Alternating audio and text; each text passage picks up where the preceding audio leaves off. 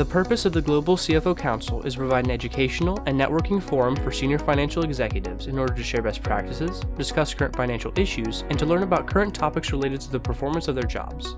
Membership is open to senior financial executives including CFOs, financial VPs, and treasurers. We hope that you'll become a member of the Global CFO Council today. To join, please visit the membership tab at globalcfocouncil.com. How are you doing today, sir? I am very well, Robert. Thank you.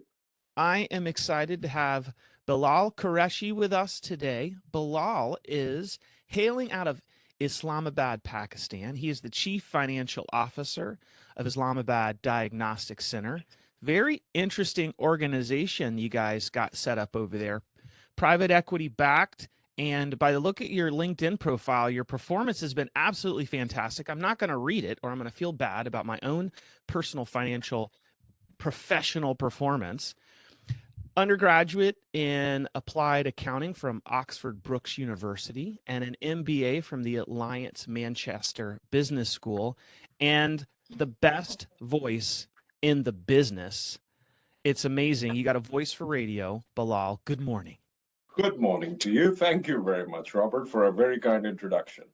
I may start talking deeper while we're doing this interview just to sound as cool as you. For sure, for sure. Well, let's get started right into question number one. What is your favorite business book and why? So, in the interest of honesty, I don't read that much as I used to or as much as I want to. Just don't find the time to do it anymore.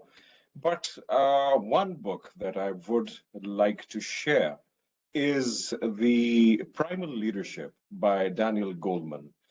And why that book particularly speaks to me is that Goleman is an authority on relational models of management. And he speaks quite heavily there as to how the relational model of leadership operates. He argues for a very strong correlation between good moods and the bottom line, and stresses on moving people heart to heart.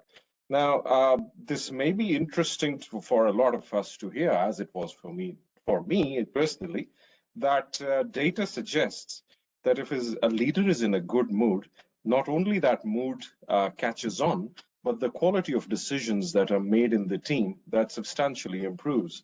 And they have sort of tried to manage to capture that and quantify it as well. So it's that book which really speaks to me.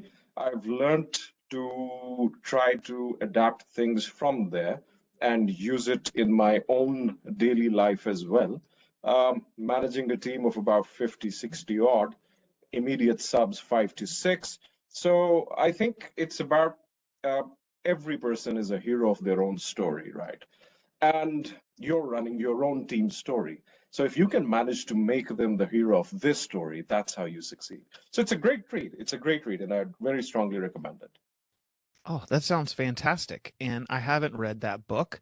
And I think that's an area I could really improve in. So thank you for bringing that to us today. That'll be another Amazon purchase here shortly. Thank you. Question number two, what is the best advice that you have ever received? So I think the best by far would be that board decisions tend to happen outside the boardroom. And that would be very good advice for anyone who's dealing with boards, the colleagues and the members and the fellows who are part of the council.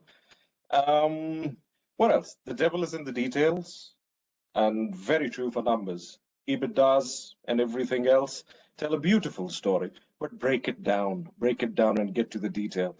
And I think the best personal advice would be you can't control 80% of the things you worry about. Sounds like a cliche, but holds very true. And most of the things that we are concerned about in our daily lives, we really have very limited to none control over. So just focus on the bigger picture and things turn out fine. Oh, that's so true. And I've started to believe I can't control anything. I can barely control myself. So I can't even control 80%. I might be able to control, I maybe can control 1%. I worry a lot and I need to just stop. So Very another, true. Holds true Good for all of us. advice. This is like personal counseling time with Bilal and Robert. So thank you again. Question number 3. I got high expectations for you. You've set the bar so high with question number 1 and question number 2. Question number 2, what is a tool that you've recently started using or a habit that you've picked up recently that you have found beneficial? So habit and a professional habit start with a zero knowledge assumption. You don't know anything about what you're doing, what you're dealing with, particularly when you start up something new. I mean, when I got into this company, I had been working in medical healthcare a while, but this is retail diagnostics. So it's sort of a segment to healthcare all in all. And I had been working for hospitals previously for a while. So, I mean, it really helped me to challenge the assumptions. And because when I came across data, which was contradictory to what the legacy belief system was telling me, I sort of thought that, things are a little not the same, perhaps. And my own knowledge from a slightly different part of the sector didn't fully translate to this.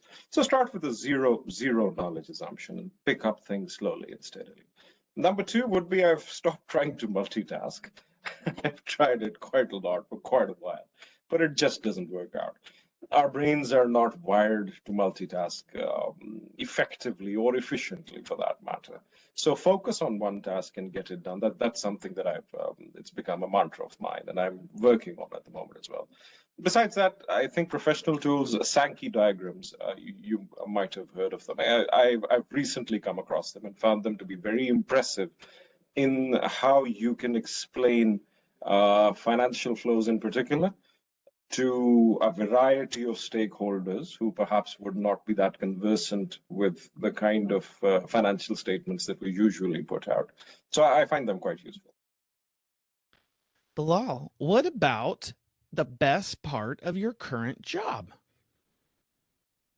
Okay, so we have a double bottom line mandate. That means that the organization is very heavily invested in generating social impact, in delivering social impact. So I think that I have been involved directly in projects which have delivered such social impact. So that's something, it gives you a lot of fulfillment.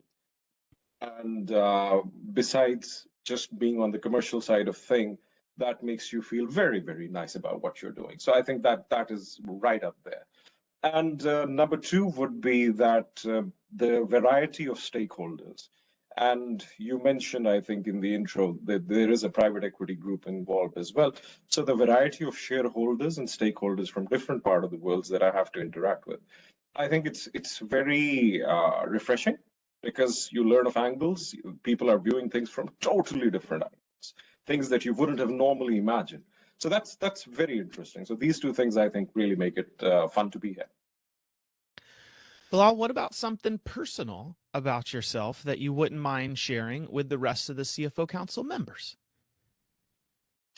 So I think I've already touched upon this, but I tend to be very, very operationally involved in my company. Roll up my sleeves, interact with people, listen a lot to people, because that's the only way that you can learn. Do not try to impose my own ideas and whatnot. So what that has achieved for me personally and for the entity itself is that I have contributed to scaling the organization 8x by GMV and roughly 7.5x by valuation in the last 5 years. To the EBITDA margin, with my limited input and the team, of course, we've managed to up it by 8% in margin terms. So I think I'm really quite happy about achieving all of that within a span of 5 years. I'm constantly trying to build a KPI-driven, commercially conscious culture, because if you are playing a strategic role in controlling the finances of an entity, I feel it goes a very long way to do that. Well, that performance is fantastic. Those are very high standards. My boss is never seeing this video. I don't want him to have those type of expectations. That's crazy. Grateful. Question number 6. Last question. It happened so fast. Bilal, what is something that I didn't ask you, but I should have? And what is your answer to that? So that's a very interesting question. I can think of a lot, but I feel that if I had to, though I'm a student of finance and business and everything, but if I had to give advice to myself or somebody who's up and coming now, uh, I'd say that the CFO role has changed a lot, and it's changing a lot more. It's becoming transformational in nature rather than tactical and transactional as it used to be. What I mean by that is that as AI progresses, transactional tasks will all be automated, most of which I feel already have been in the last decade or so. So our ability as finance leaders to generate value via efficiency in improved costs and better capital allocation decisions, leveraging data, and industry-specific expertise will define our roles more and more in the future. So it's more of being strategy drivers than being anything else. So upskill yourselves in tech, understand fully the industry that you're working in, learn every day. Every day you learn something new. So it's that sort of a thing. Well, I'm noticing a theme, and it is that you are a futurist. I hear people, oh, they're the CFO, the Chief Future Officer. You actually are. That is amazing. I learned a lot. This has been absolutely fantastic, and I very much appreciate you taking a few minutes of your time to share with us. Thank you very much, Robert. It's been an absolute pleasure. Thank you for having me. Have a great day. You too. Cheers.